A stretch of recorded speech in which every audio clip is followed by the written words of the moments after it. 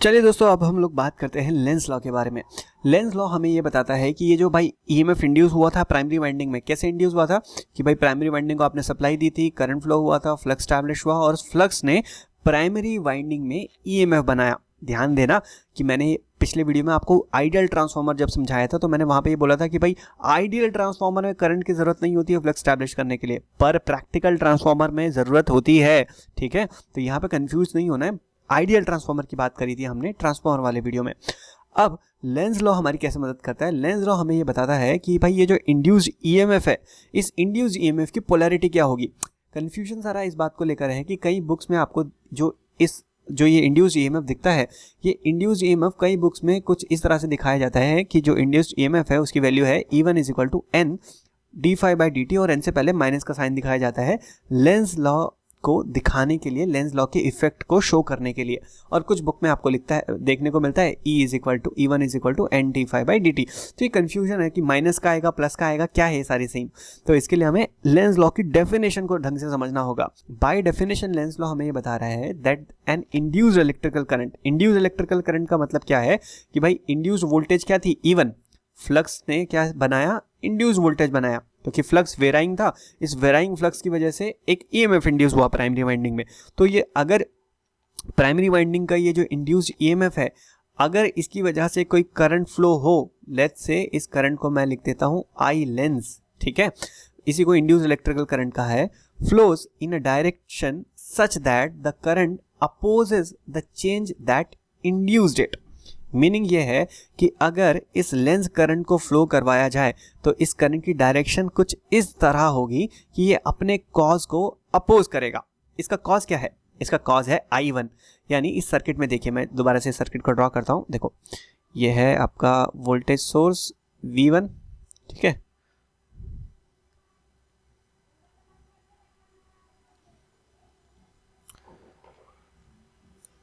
ये है हमारा V1 और भाई कोर नहीं बना रहा, सिंपल आपको बस वाइंडिंग दिखा रहा हूं, ठीक है। इस वाइंडिंग में टर्न है N1। अब आप देखो कि इस वाइंडिंग में करंट की डायरेक्शन क्या थी, I1 था। I1 की वजह से फ्लक्स बना, फ्लक्स की वजह से इस वाइंडिंग में क्या इंड्यूस हुआ, EMF इंड्यूस हुआ, E1 इंड्यूस हुआ। अब हमें E1 की पोलैरिटी बतानी है। देखो, पोलैरिटी को बताने के लिए या दर्शाने के लिए कुछ कन्वेंशंस हम लोग यूज करते हैं। मान लीजिए इस नोड को मैंने A लिख दिया, इस नोड को मैंने B लिख दिया। अब मैं अगर ऐसा लिख रहा हूं कि भाई E1 AB is equal to 5 volt, मैंने ऐसा लिख दिया। इसका मीनिंग ये है कि भाई ये जो A पॉइंट है ये हायर पोटेंशियल पे है B के रिस्पेक्ट में, यानी A प्लस वोल्टेज पे है, B नेगेटिव वोल्टेज है और A और B के बीच में टोटल पोटेंशियल डिफरेंस 5 वोल्ट है। मल्टीमीटर लेंगे तो हमें 5 वोल्ट दिखाएगा। और अगर मैं इसी को ऐसा लिख दूं, ऐसा लिखें, तो इसका मीनिंग क्या है? इसका मीनिंग ये है कि जो भाई A पॉइंट है B के रिस्पेक्ट में नेगेटिव पोटेंशियल पे है, B का पोटेंशियल ज्यादा है और A का पोटेंशियल कम है। तो ये कन्वेंशन है दर्शाने का, वोल्टेजेस को डिनोट करने का, ठीक है। ओके, अब आप इस डेफिनेशन को दोबारा से देखिए। ये डेफिनेशन क्या बोल रही है कि जो इंड्यूस्ड इलेक्ट्रिकल करंट है, इंड्यूस्ड इलेक्ट्रिकल करंट कौन सा करंट हुआ, ये जो ईएमएफ इंड्यूस्ड ईएमएफ हुआ था, अगर ये कोई करंट फ्लो करवाए तो इसकी दिशा वो क्या होगी, इसको मैं लिख देता हूं आई लेंस। तो ये जो इंड्यूस्ड करंट है इसकी जो डायरेक्शन होगी वो कैसी होगी, such that the current opposes the change that induced it. मतलब ये जो इंड्यूस्ड ईएमएफ की वजह से अगर कोई करंट फ्लो करेगा तो वो इस दिशा में होगा कि वो अपने कॉज को ही अपोज करेगा। अब हम आते हैं मेन पॉइंट पे कि भाई यहाँ पर ये वाला फॉर्मूला लिखना है कि ये वाला फॉर्मूला लिखना है। E1 को दर्शाने के लिए हम माइनस n d∅dt लिखें या प्लस n d∅dt लिखें, क्या सही होगा? पहले माइनस वाला केस लेके देखते हैं। देखो, लेंस लॉ को वेरीफाई करने का सिंपल सा तरीका ये है कि आपका जो सोर्स है ना, इस सोर्स को थोड़ी देर के लिए हटा दो, इसको मिटा दो भाई, मिटा दिया। और मिटा के आपको करना ये है कि मिटा के जहाँ पे आपका सोर्स लगा था इस पॉइंट को शॉर्ट सर्किट कर दो, ये दोनों पॉइंट को शॉर्ट सर्किट कर दो, ठीक है। चलो कर दिया। अब आपको ये देखना है कि भाई ये जो इंड्यूस्ड ईएमएफ है E1 है, ठीक है। अगर मैंने लिख दिया E1 को मैं लिख रहा हूँ, नेगेटिव वाला ले रहा हूँ मैं, n d∅dt लिख रहा हूँ कि E1 AB ये दोनों पॉइंट्स को दिखाने के लिए है, is equal to minus N D phi by D t. इसका मीनिंग क्या हुआ? इसका मीनिंग ये हुआ कि भाई ये जो B पॉइंट है ये A से हायर पोटेंशियल पे है। तो आसान भाषा में मैं इसको यहाँ पे अगर प्लस लिख दूंगा और यहाँ पे माइनस लिख दूंगा तो लिखा जा सकता है, क्योंकि B हायर पोटेंशियल पे है, A लोअर पोटेंशियल पे है। अब आप मुझे बताओ कि अगर ऐसा होगा तो करंट की डायरेक्शन कैसी होगी? अगर B हायर पोटेंशियल पे है और A लोअर पोटेंशियल पे है तो करंट B से A की तरफ ही तो जाएगा। तो इसका जो कॉस था लेंजेस करंट का कॉस क्या था? I1। अब मुझे बताओ कि अगर I1 की डायरेक्शन ये है, ये रहा I1 और लेंस करंट ये है आपका, क्या इस कंडीशन में लेंस करंट अपने कॉस को अपोज कर रहा है? नहीं कर रहा है ना।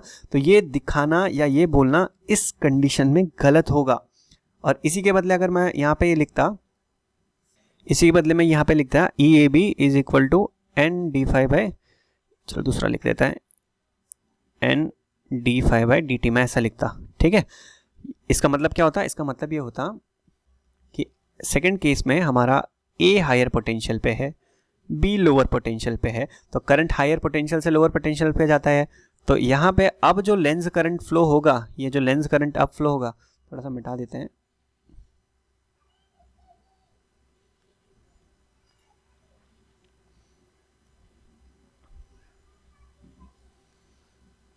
अब मुझे बताओ ए हायर पोटेंशियल पे है, बी लोअर पोटेंशियल पे है, और इसको अगर मैं शॉर्ट सर्किट किया तो करंट की डायरेक्शन क्या होगी? करंट की दिशा कुछ ऐसी होगी ना। अब मुझे बताओ ये जो लेंस करंट है, क्या ये अपने कॉस I1 को अपोज कर रहा है? बिल्कुल कर रहा है।